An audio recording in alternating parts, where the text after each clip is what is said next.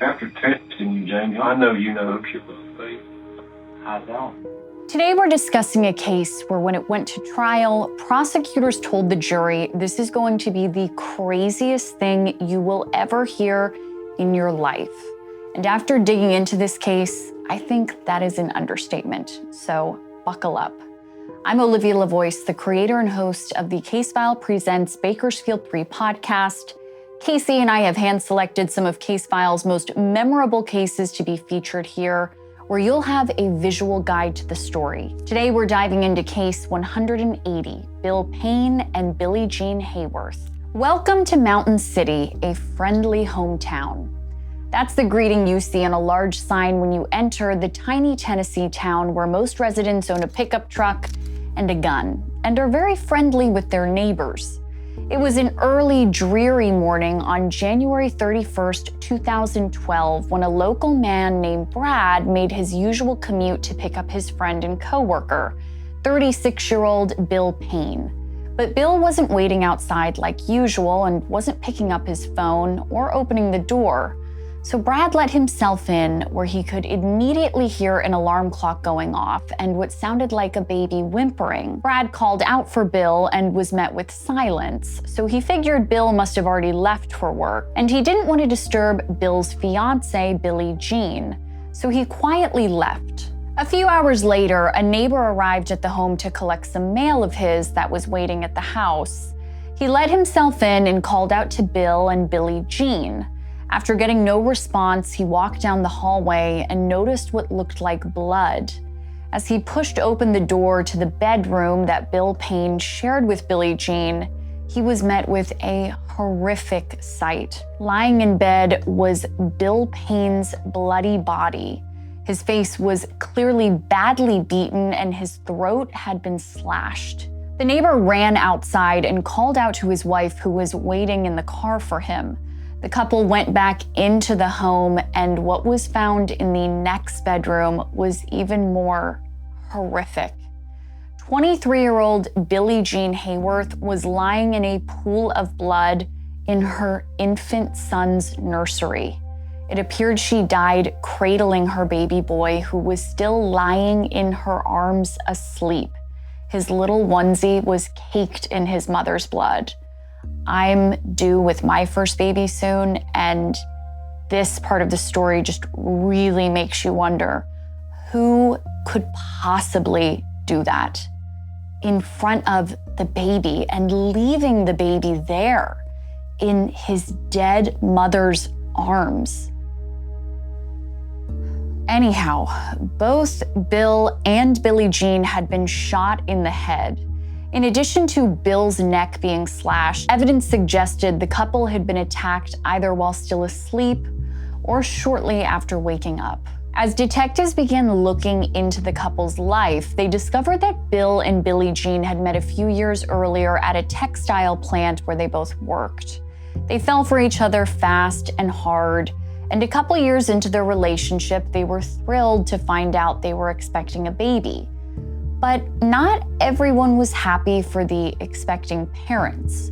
After posting about their pregnancy, nasty anonymous comments about the pair started to surface on a popular local online platform known as the Mountain City Topics Forum.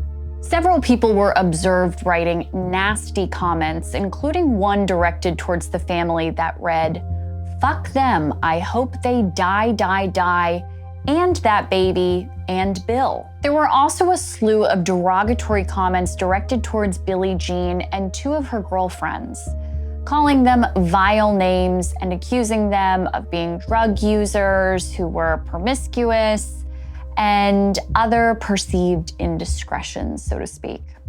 In addition to these nasty online comments, detectives also heard from people about Bill Payne's cousin, a man named Jamie Curd. Jamie and Bill were a year apart in age, and they worked together at the plant. Jamie struggled with a stutter and had never had a girlfriend. People said he was one to just blend in the background. Jamie's name had been brought up specifically because people told investigators that the two cousins had recently had a pretty bad falling out. Jamie was asked to take a polygraph test and failed, and detectives then asked him if he was capable of shooting a woman who was begging for her life with her baby in her arms. After testing you, Jamie, I know you know who killed those babies. I don't. Tell us the truth. Who shot him? Did you? He who? Who had the gun? Hey.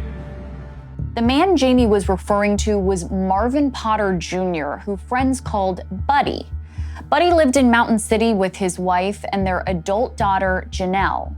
The Potters had a reputation for being odd, so to speak. Buddy would talk people's ears off about his time fighting in Vietnam, before then going on to serve in the CIA.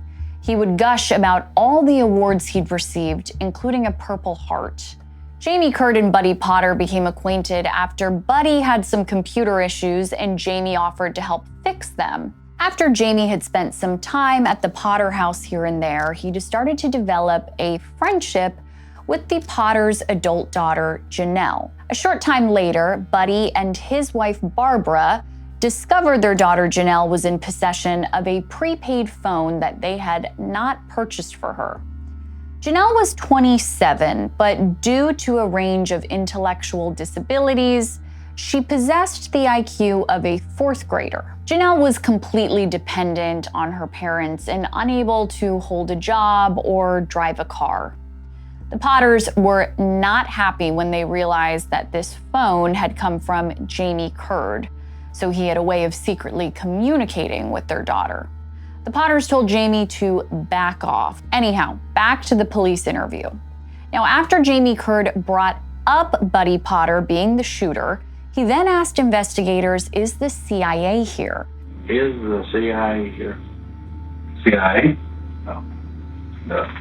He explained he thought that they might be involved considering Buddy's past working for them. He also told investigators that he only participated in the double murder because he was afraid of Buddy and thought he had no choice.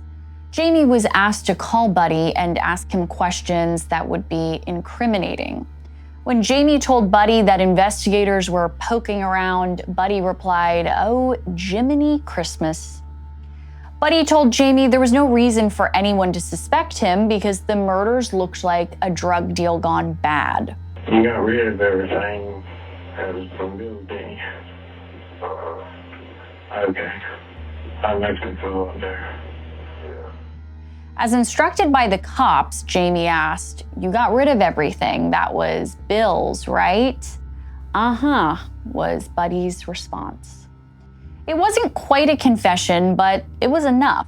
Police descended on the Potter residence and arrested Buddy. While in the home, investigators heard a ripping sound and noticed Buddy's wife Barbara had torn up a stack of papers, a behavior that, of course, was immediately suspicious.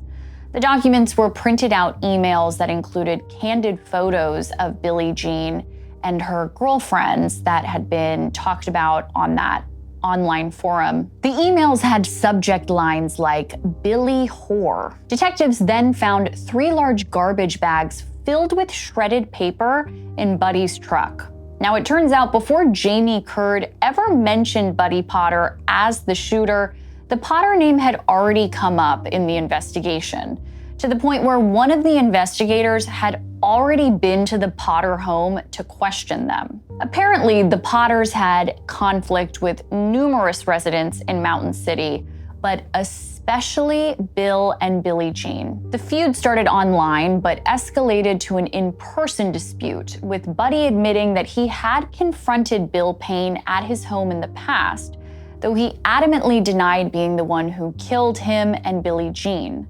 According to town gossip, shortly after the Potters moved to Mountain City, Jenelle Potter had become acquaintances with Bill Payne and his fiancée, Billie-Jean Hayworth, and had added them on Facebook. After bombarding Bill, Billie-Jean, and several other friends with constant messages, the couple decided that the best course of action was to unfriend Jenelle on the social media platform. Apparently, this caused a huge rift between Jenelle and other members of the social circle, and it escalated to serious conflict, both online and in person, with different friends taking sides as the dispute continued. Things started to get quite nasty, which is where those messages I mentioned earlier began. Jenelle's profile was apparently hacked, and fake profiles started popping up using Jenelle's photo. The Potters believed it was Billie-Jean and a couple of her girlfriends behind the harassment, though they suspected Bill Payne was also probably involved. Now, after arresting Buddy Potter, police asked him if he was a cold-hearted killer or just his family's protector. Buddy responded, "I'm a protector of my family to start with, but I did not do this." As the hours wore on, Buddy became emotional and broke down about how bad things had gotten between his family and Bill Payne and Billie-Jean. Ever since all this crap started, I've had my life threatened. My wife has been threatened. They've threatened to take Jenelle, cut her head off. When you hear people plotting to catch your daughter in a restroom and murder her, they want to rape her because she's a virgin, and just so much. Buddy started to sob and asked if he could call his wife. Barbara. Yeah. Before you find out from somebody else, I want you to know I was involved in it. I did it. What? Some of it. But Barbara Potter did not sound shocked. Instead, she calmly responded to her husband that he could not be the killer because he was at home with her at the time of the murders. Detectives weren't sure what to make of it. Was this a loving wife trying to provide an alibi for her husband, or was Buddy Potter innocent? Both Buddy Potter and Jamie Curd were charged with first-degree murder, but the investigation took a hit when Jamie suddenly recanted his confession. Nonetheless, detectives remained certain that Jamie and Buddy had carried out the murders and worked quickly on gathering evidence to prove it. One agent was tasked with literally piecing together the shredded paper in the garbage bags found in Buddy's truck. Literally piecing it together shred by shred. The agent did an astonishing job. She managed to reconstruct around 100 pages that provided to be both enlightening and confounding. 2 weeks before the murders, Barbara Potter had emailed herself 2 links. One, can God forgive a murderer? And questions about forgiveness and murder, which certainly did not look good. But most of the printed out paper were email correspondence between Buddy Potter's wife, Barbara, and a mysterious man named Chris. Now, this is where it gets real interesting. Barbara referred to Chris as son and signed messages to him as mom. In turn, he ended his emails with, "I love you all, your son Chris." But the police were not aware of the Potters having a son. Most of Barbara and Chris's conversations were about the harassment that her family was dealing with and their mutual hatred for Bill Payne, Billie-Jean Hayworth, and Billie-Jean's girlfriends. Barbara and Chris were particularly worried for how this was all affecting Jenelle, whom Chris referred to as his little sister. Now, investigators knew they had to figure out who this Chris person was that Barbara was messaging constantly. Despite referring to each other as mom and son, it seemed that Chris and Barbara had only actually been in contact for about a year. It began with an email that Chris sent to Barbara where he revealed he had been on the Mountain City Topics forum and had seen the disdain towards the Potters. And Chris said he wanted to help end the conflict. But things only escalated from there. One day, Jenelle showed her mother an email that she had supposedly received from one of Billie-Jean's friends. It read, quote, "Your ass is mine. You're a fucking bitch. Remember that I can get you and will. Your daddy can't do shit to me. I'm above the law. Dumb fucking bitch." Following this, the Potters became regular visitors to the local police station where they filed numerous complaints about those targeting Jenelle. Police were also called to the Potters' home after a rock had been thrown through the house, and it apparently had Billy Payne written on one side and Billie-Jean written on the other. The Potters felt the police did not take the feud seriously, and really nothing was done. When Barbara expressed her frustrations to Chris through email, he promised Barbara that if anyone harmed Jenelle, that he would, quote, do what he was trained to do. Now, it was clear from the pair's discussions that Chris worked for the CIA and through this had connections to Buddy Potter. Chris mentioned shooting people in the line of duty and said, I knew it was us or them, so I had to kill. But I love to shoot now, and killing does not bother me at all. Chris expressed a desire to kill the Mountain City residents that had caused the Potters so much grief. But there was always a reason he had as to why he couldn't carry out the slayings himself. Instead, he would tell Barbara that if her husband Buddy took matters into his own hands, he would be fine because the CIA would protect Buddy. And Barbara appeared to agree. This was a fine plan and told Chris that while Buddy was a patient man, he had been pushed too far for too long and was fed up.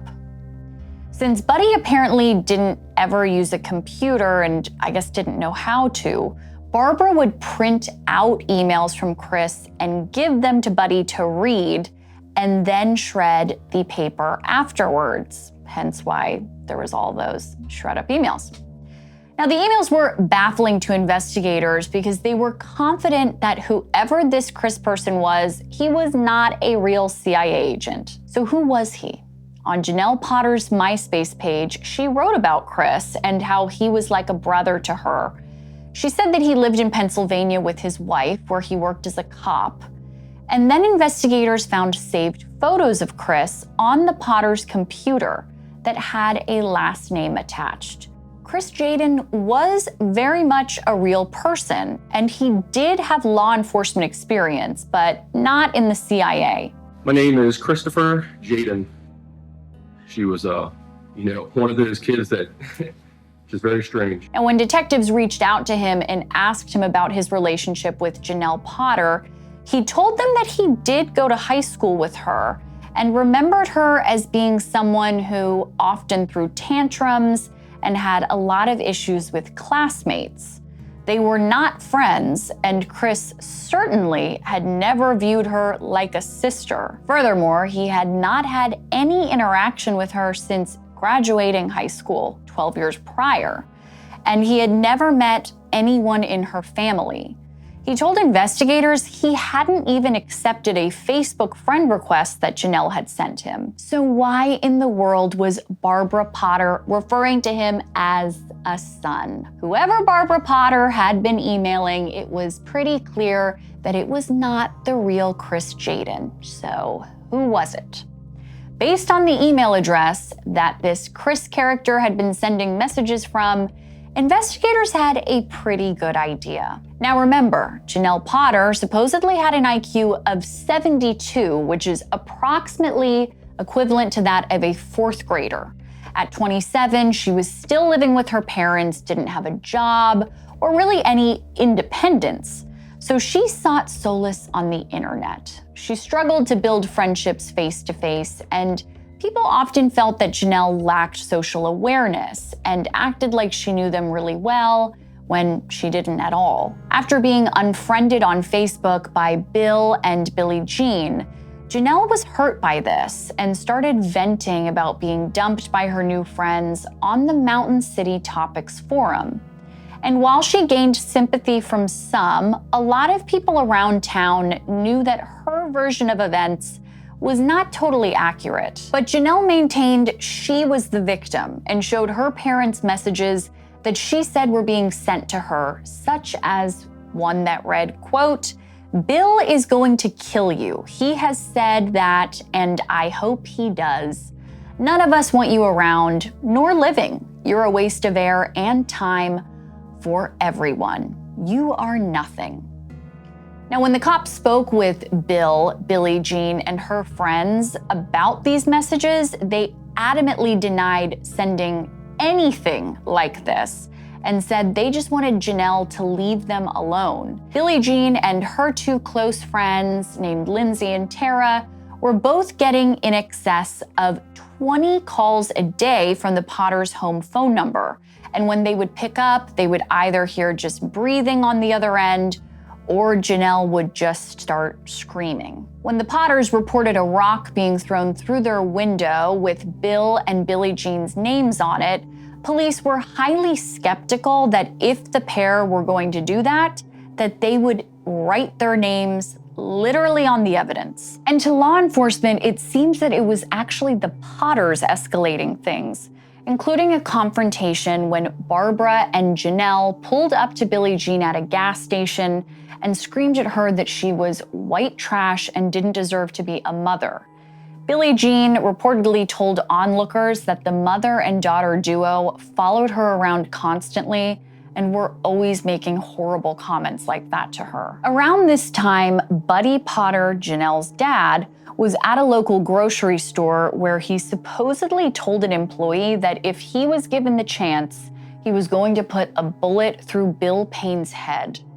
All the while, as the feud went on, Barbara Potter was messaging with Chris about the issues the family was dealing with.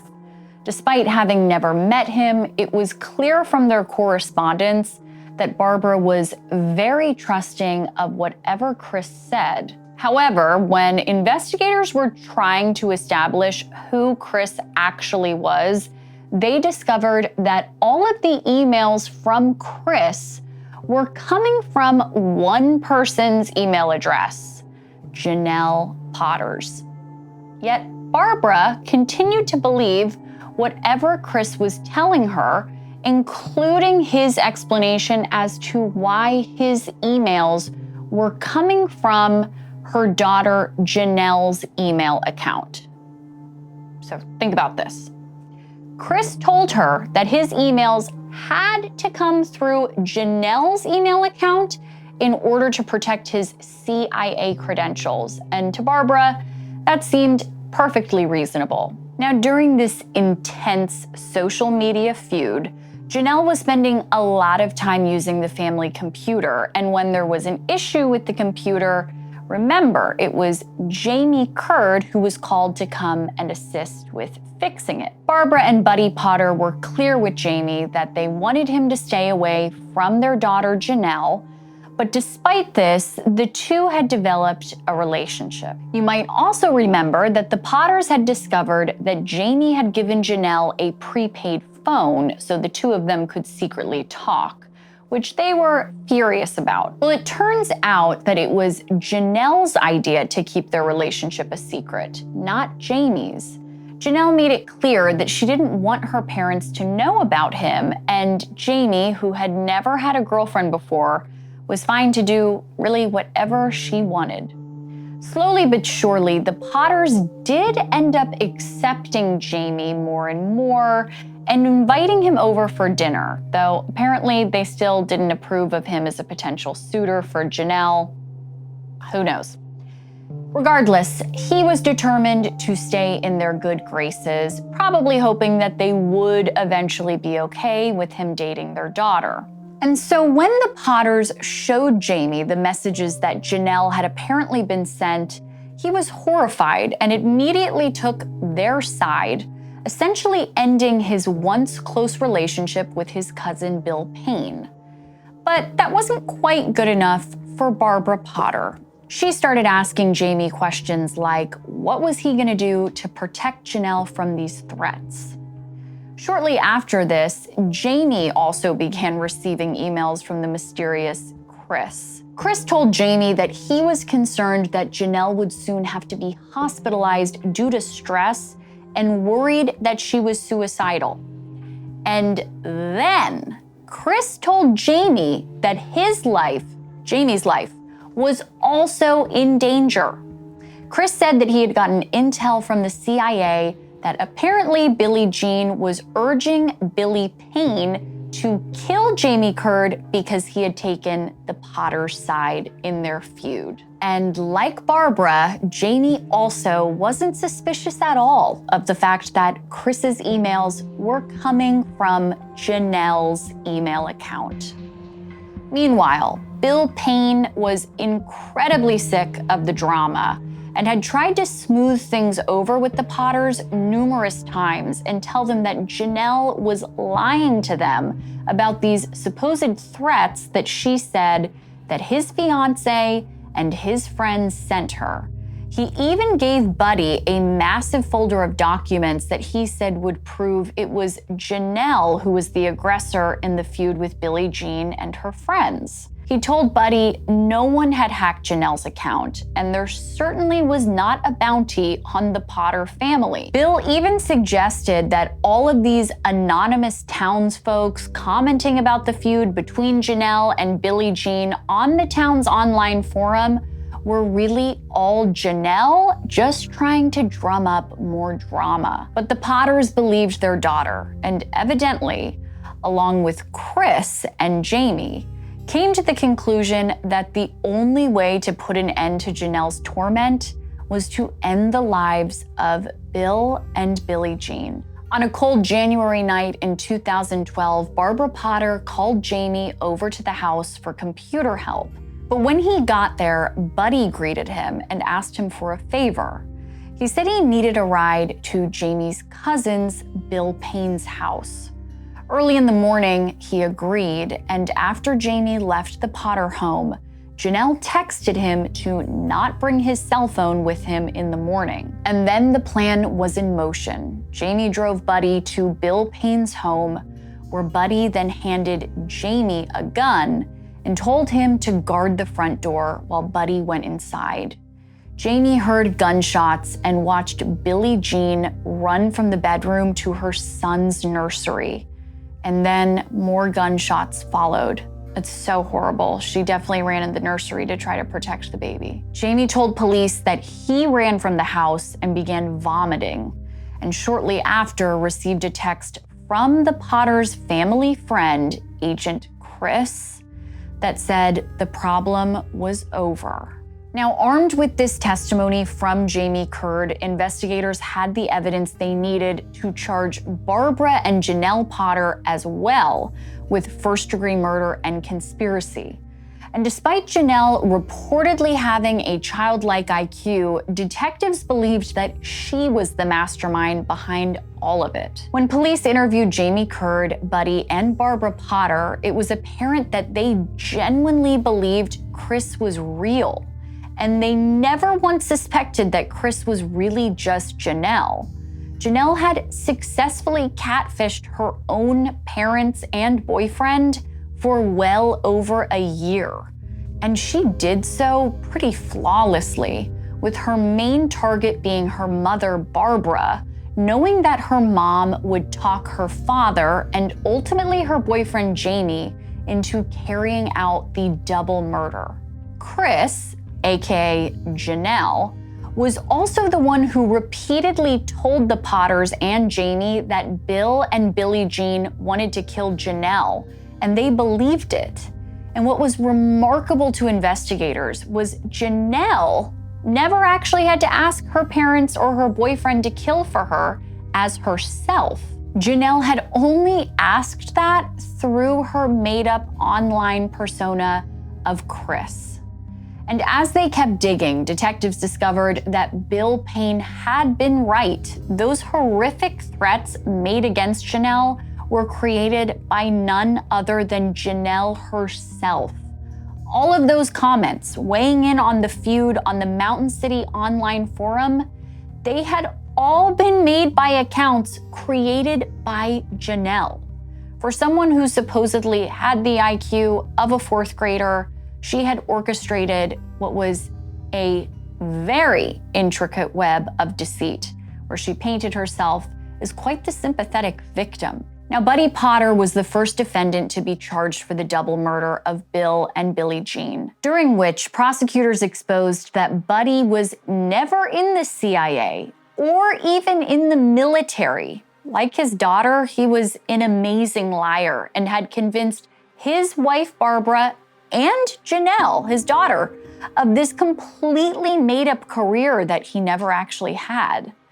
But he was found guilty and sentenced to life in prison. And Jamie Curd, who, remember, was Bill Payne's own cousin, he took a plea deal as part of his cooperation with police for his role in the murder and was sentenced to just 7.5 years in prison before being eligible for parole, of which he was granted in April 2024.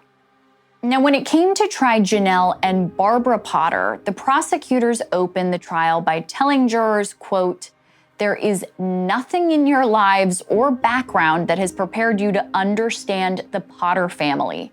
You have never seen anyone like them." Jenelle's defense attorney definitely hit hard on her low IQ, suggesting it just wasn't possible for someone like her to concoct such an intricate scheme. In an A&E documentary about the case, Jenelle's attorney said, quote, "She doesn't have the mental capacity to have orchestrated these crimes. I've defended criminal masterminds, and this is not a criminal mastermind." The defense attorney also called a psychologist as a witness for Jenelle's defense, who testified that Jenelle was essentially operating as a child.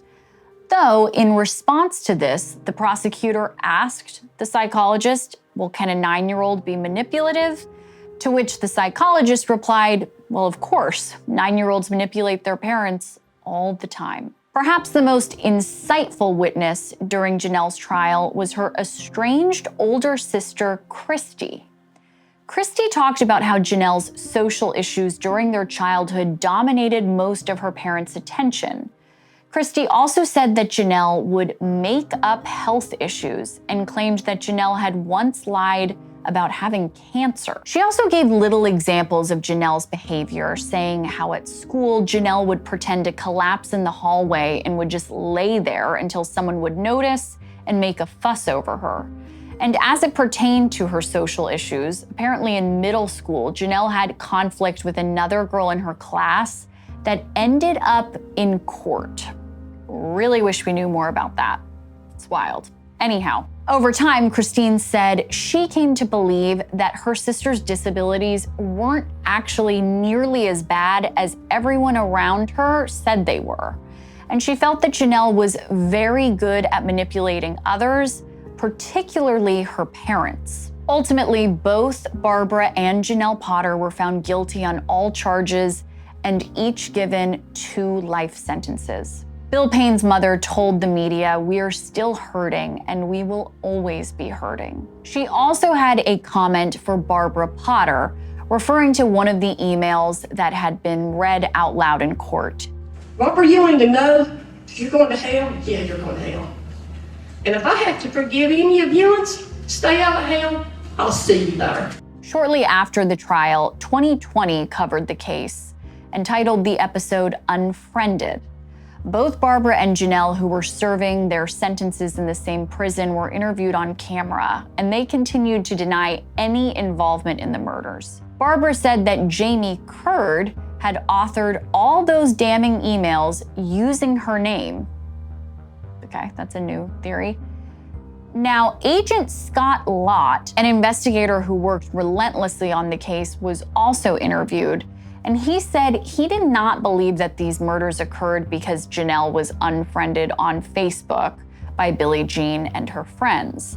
He believed that the true motive was one as old as time: jealousy. He and other law enforcement believed that Jenelle Potter had an all-consuming crush on Bill Payne and was furious that it hadn't been reciprocated. The agent told 2020 it wasn't defriending on Facebook, it was a jealousy issue and someone with too much time on their hands. I truly don't know that I have heard of a case with this many layers of deceit where in the end you have 2 murders that are so senseless, so pointless. 2 new parents who were killed for what? It's unreal. I know I always say this, but this is one that I would really love to hear your comments about. Until next time, Thank you for watching.